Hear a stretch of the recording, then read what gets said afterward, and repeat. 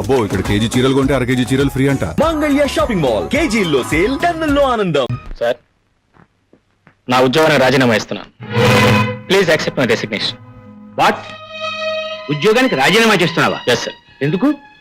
అంటే ఉద్యోగానికి రాజీనామా చేసి వాళ్ళంతం చూడటానికి నువ్వు హంతకుడుగా మారాలనుకుంటున్నావా?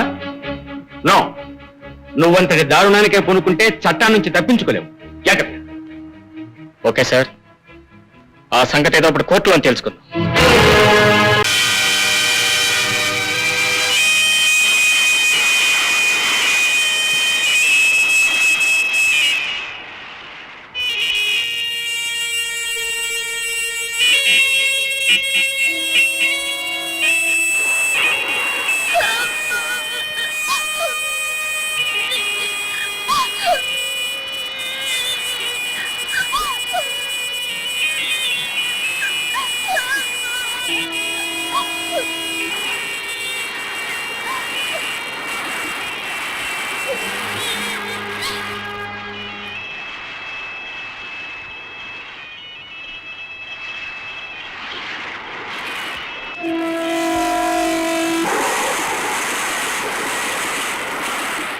My dear son, sorry.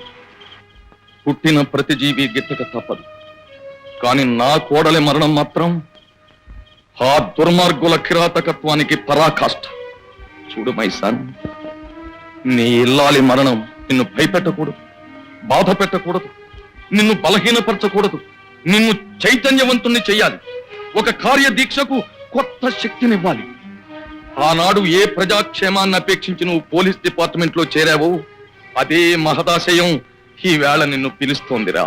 ఆ మహదాశయ సాధనలో నిన్ను నువ్వు బలిదానం చేసుకున్నా తండ్రిగా నేను గర్విస్తానే తప్ప బాధపడను. ఆ ఆశయ సాధనలో నువ్వు బాట మార్చుకున్నా నేను హర్షిస్తాను తప్ప నువ్వు ఆ గమ్యాన్ని చేరి తీరాలి. వెళ్ళు my son, God bless you. Sir, నా ఉద్యోగానికి రాజీనామా ఇస్తున్నాను. Please accept my resignation. What? ఉద్యోగానికి రాజీనామా చేస్తున్నావా? Yes sir. ఎందుకు? ఎంక్వైరీ కమిషన్ లో నువ్వు నిర్దోషమైన రిపోర్ట్స్ నాకు ఇప్పుడే అందాయి. ఈ సమయంలో రాజీనామా చేయటమా? కారణం? నేను పోలీస్ డిపార్ట్మెంట్ లో జాయిన్ అయింది కడుపు నింపుకోవడం కోసం కాదు సార్, ఆ సంఘ విద్రోహం ఏరిపారే శాంతి పద్ధతులను కాపాడటం కోసం. కానీ ఈ ఉద్యోగంలో నేనేమీ చేయలేనని నా అనుభవం నా పాఠం నేర్పింది. ఆఫ్టర్ ఆల్ నేరస్తులను పట్టుకోవడానికే తప్ప ఎంత నేరస్తుని మనం ఏమీ చేయలేమని నిర్ధారణ అయిపోయింది. నా ఆశయ సాధనకి నా ఉద్యోగమే ప్రతిబంధకంగా మారింది. అందుకే రిజైన్ చేస్తున్నాను. తొందరపడకు మిస్టర్ కుమార్. ఈ ఒక్క నేరస్తు విషయంలో మనం ఫెయిల్ అయినా తక్కిన వాళ్ళందరినీ పట్టుకుని తగిన సాక్ష్యాధారాలతో కోర్టులో నిలబెట్టి శిక్ష వేయించొచ్చుగా. నేరస్తుడు శిక్ష. ప్రాణప్రదంగా చూసుకున్న నా భార్య నా కళ్ళ ముందే దారుణంగా రాక్షసంగా హత్య చేస్తే సాక్ష్యం ఏమన్నా ఏం చేయగలిగాను? నీకు జరిగిన ఈ అన్యాయానికి నేను చాలా బాధపడుతున్నాను మిస్టర్ కుమార్. కానీ ఇంతకు తెగించిన వాళ్ళని పట్టుకుని శిక్షించాలంటే నువ్వు ఉద్యోగంలో ఉండటం అవసరం కదా. నా ఒక్కడి కోసం కాదు సార్ నా బాధ. దుర్మార్గం నుంచి ధర్మాన్ని, అవినీతి నుంచి న్యాయాన్ని రక్షించలేని మనం చేస్తున్న డ్యూటీలకు, తీసుకుంటున్న జీతాలకు అర్థం లేదు. కేవలం న్యాయస్థానానికి, నేరస్తుడికి మధ్యవర్తిగా బ్రతకడం ఇష్టం లేకే నా డ్యూటీకి రాజీనామా చేస్తున్నాను. That's all. అంటే ఉద్యోగానికి రాజీనామా చేసి వాళ్ళంతం చూడటానికి నువ్వు హంతకుడుగా మారాలనుకుంటున్నావా? నో, నువ్వంతటి దారుణానికే పూనుకుంటే చట్టం నుంచి తప్పించుకోలేవు. జాగ్రత్త. ఓకే సార్, ఆ సంగతి ఏదో ఇప్పుడు కోర్టులో తెలుసుకుందాం. నా చేతులు కట్టేసి నా కర్తవ్యాన్ని చంపేస్తున్న ఈ కాకి బట్టలకి నాకు రుణం తీరి.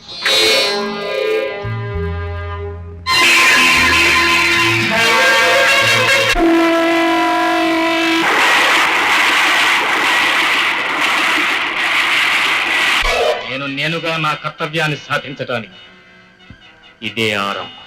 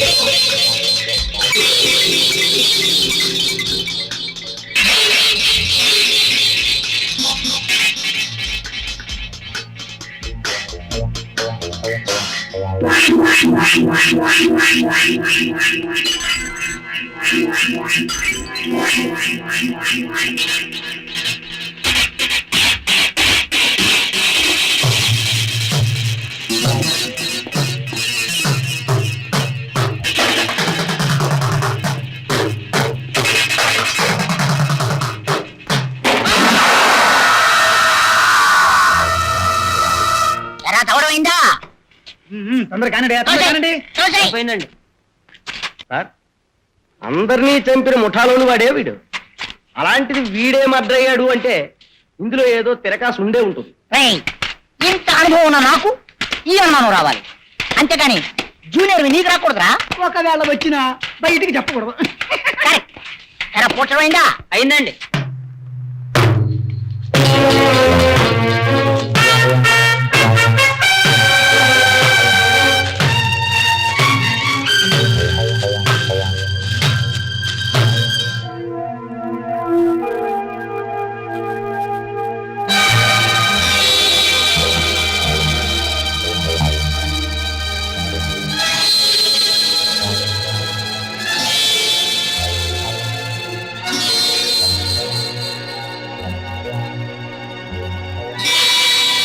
మన జంబు చచ్చిపోయింది యాక్సిడెంట్ లో కాదు, కావాలనే మోటార్ సైకిల్లో బాంబు పెట్టి చంపేశాడు ఇన్స్పెక్టర్. మన తడాకా ఏమిటో ఒక్కసారి మచ్చు చూపించిన ఆ కుమార్ గాడు మన మీద కాలు దువ్వి మన జంబుని చంపేశాడు. దెబ్బకు దెబ్బ, ప్రాణానికి ప్రాణం. వాణ్ణి వాడి వంశాన్ని సర్వనాశనం చేసి వాడి రక్తంతో నీ సమాధిని తడిపే వరకు మేము నిద్రపోం జంబు.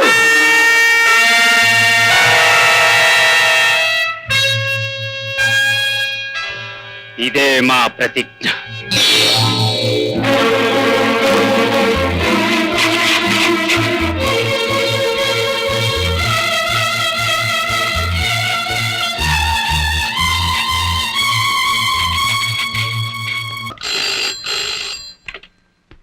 హలో హలో, నేనే హెడ్ కానిస్టేబుల్ కనకరావు మాట్లాడుతున్నాను. 2 శవాలా? అయితే ఏమిటంటావు? ఇంతకీ ఆ శవాలు పూర్తిగా చచ్చిపోయినాయా, ఇంకా ఏమైనా బ్యాలెన్స్ ఉండి మాట్లాడుతున్నాయా? చచ్చిపోయిన వాళ్ళని శవాలు అంటారని మాకు తెలిసిన. ఇంతకీ నువ్వెవరు? అందులో ఒక శవాలువా? హలో హలో, వీడెవడో నేనంటే టెర్రర్ పుట్టి పెట్టేశాడు. ఏమాయ్, అనంతగిరి ట్రంక్ రోడ్ లో 2 శవాలు ఉన్నాయట. ఎస్ఐ గారు ఇంట్లో ఉన్నారు. ఈ ఇన్ఫర్మేషన్ ఆయనకి ఇచ్చి ఆయన తీసుకెళ్లి వెళ్ళి ముందు పని చూడు.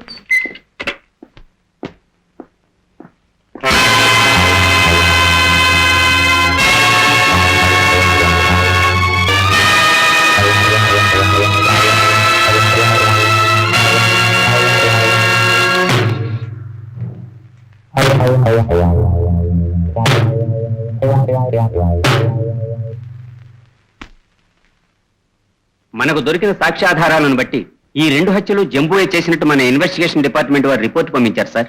అక్కడ దొరికిన వేలి ముద్రలు, బూటు గుర్తులు అన్ని జంబువే సార్. చాలా ఆశ్చర్యంగా ఉంది.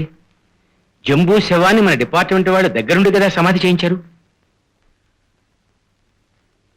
ఒకవేళ జంబూ చచ్చిపోయినట్టుగా నటించాడా?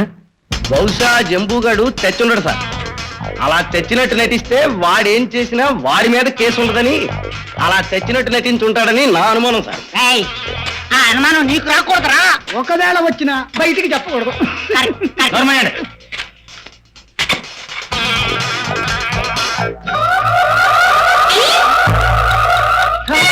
చచ్చిన శవం అలాగే ఉంది సార్. ఆశ్చర్యంగా ఉంది. శవం శవంలాగే ఉంది, వీడి వేలి ముద్దలు మాత్రం అక్కడ కనిపిస్తుంది. తెలుగు